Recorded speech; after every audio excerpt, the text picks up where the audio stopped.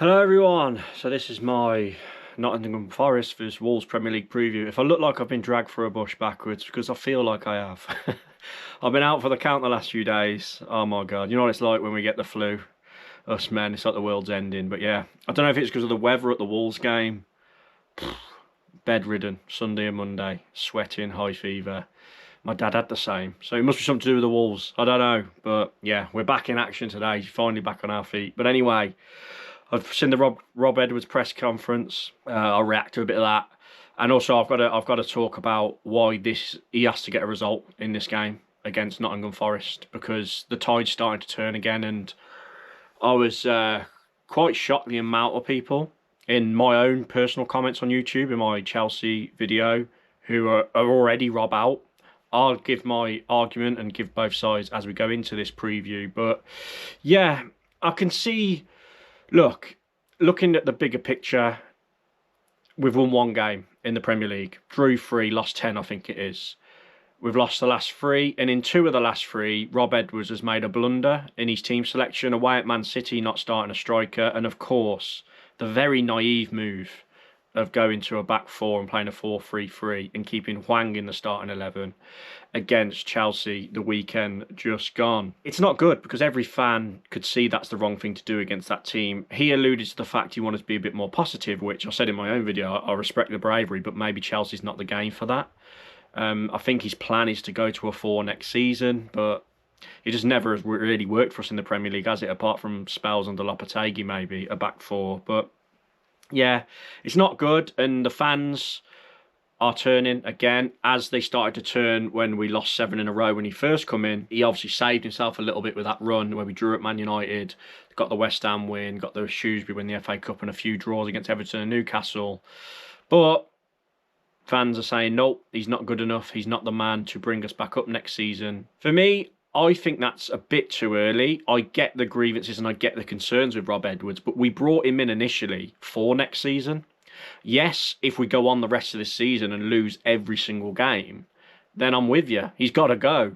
But he did show a bit of a turnaround and he changed it up a bit, and it is very confusing why he's gone away from like the 5-3-2 that was working so well and then tried to tinker with it against City and Chelsea. He needs to just go back to that, in my opinion. And it's very confusing why he started Hwang. It's like he shoehorned the formation to a 4-3-3 for Hwang, where he should have just put Armstrong in for him. But on that, Hwang Hee-chan's now injured. He said that in his press conference. And he also had a few words sticking up for Hwang again. Again, when he's sticking up for Hwang and saying things like he's intelligent and things like that, that just rubs up fans the wrong way. Because we've all got eyes. We've all got eyes. And we see how poor he is. He has one good game in about 20, like against West Ham when we won 3-0. But the bloke should have been sold a few years ago, and he's still in our team, which is baffling, if you ask me. And he should have been dropped for Armstrong. And when he went off, there was ironic cheers, wasn't there?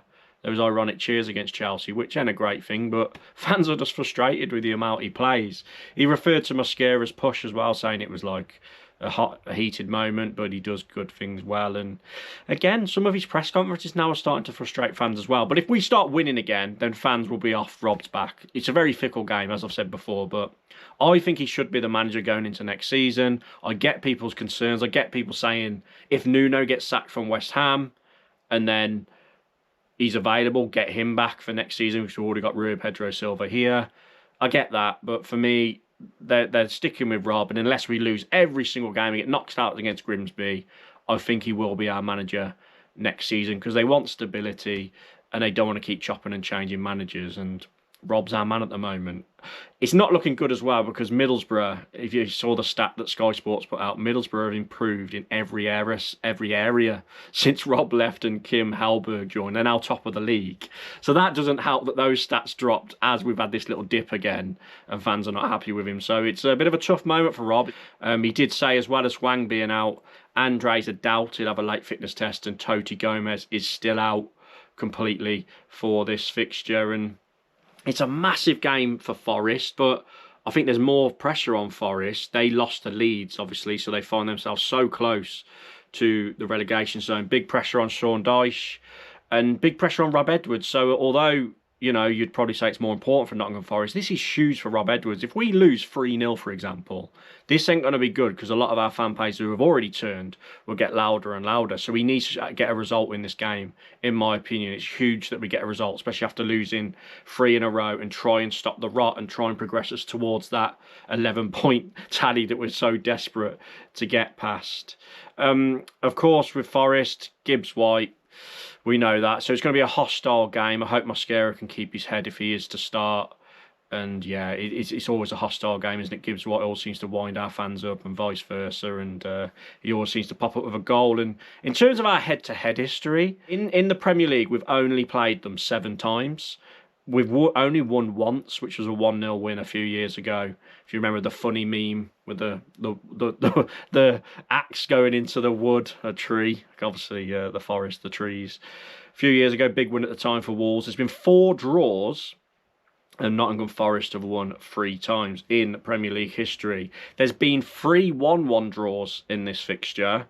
And the last 2 Premier League meetings, Nottingham Forest have won. And if you remember the reverse fixture for this season, it's probably one of the worst displays I've ever seen at Molineux. We lost 1-0.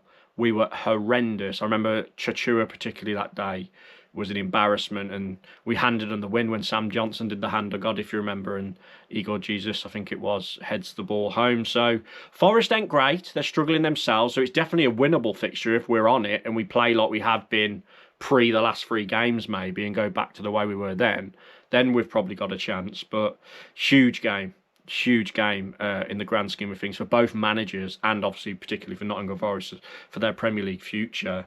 In terms of a team prediction, it picks itself. It's the team that should have started against Chelsea for me. So that's Sarr, right wing back of Rodrigo Gomez. The team that plays second half really.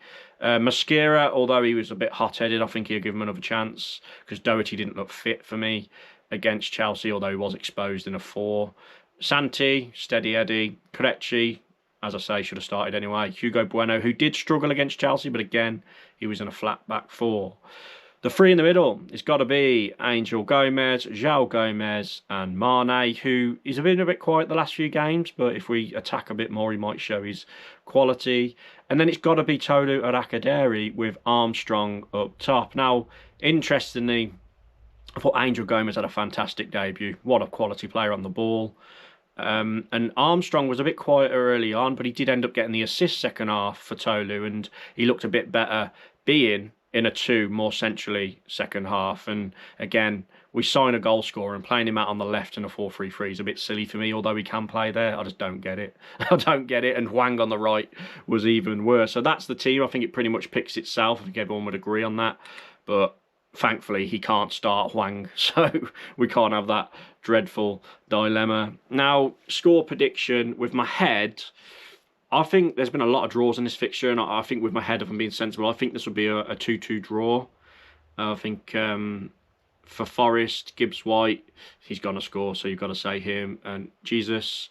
And then for Wolves, I fancy Tolu getting on the score sheet again, and maybe Mane pops up with a goal. So yeah, 2-2. With my heart, I'm going to go with my heart a 2-0 Wolves win. Shithouse it, sit back, 5 at the back, and then break on the counter late on and get 2 late goals from Tolu and Mane again. Again, a huge game. Despite us already knowing we're relegated, it's a huge game for us. We need to turn our momentum round a bit because it's so important we don't end the season and keep losing, because then our momentum going into next season will be terrible. And we all know too well that's not good to go into a next season with a dross form ending the previous season. So huge for Rob. I get the stick, I really do. But again, me personally, and I'm probably not the small minority, but a bit of a smaller minority in terms of someone who's still on board with Rob Edwards, because I get a lot of you being gone, wanting him gone. So yeah, huge game. And then obviously, if we do lose bad, the Grimsby game is potentially a career-saving one for Rob. It really is. I don't think they would sack him, but it would be so dark if we lost to Grimsby. So yeah, please like the video. Please comment your thoughts down below. I'm sorry if I look like I'm dying, because I am. And yeah, please subscribe. as you know, I'm after 15,000 by the end of the calendar year. And I appreciate people coming up to me at Molineux and that as well, saying they watch the videos and enjoy it. It always is appreciated. Cheers, everyone. Enjoy.